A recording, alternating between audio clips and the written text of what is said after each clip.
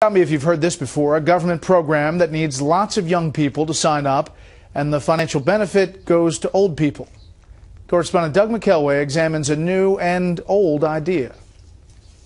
You don't think even for one moment I'd force you or anyone to buy savings bonds?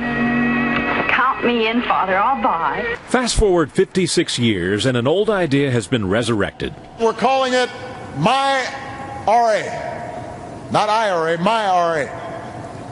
And what it is it's a new type of savings bond that we can set up without legislation that encourages Americans to begin to build a nest egg. A generation of baby boomers facing retirement with savings depleted from the recession.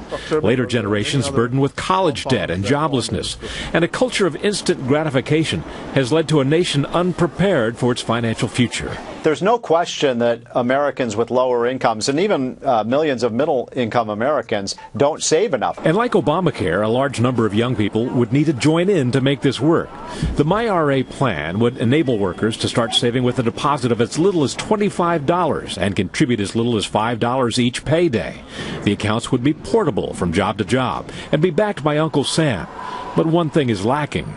I am concerned that the return on these investments is fairly low. We're looking at about 1% perhaps after inflation. Still, most private accounts refuse investments as small as MyRA's initial $25 deposit.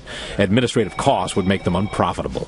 So who would pick up the administrative costs of as big a federal program as MyRA? The administrative costs would be borne by the taxpayer. That in turn raises another question. The president is saying, I can do this without an act of Congress. Congress is saying, wait a minute, this looks like a switch in the tax laws. It may require an appropriation of funds. But the political jousting over that detail may pale in comparison to the payoff of reinstilling a culture of saving.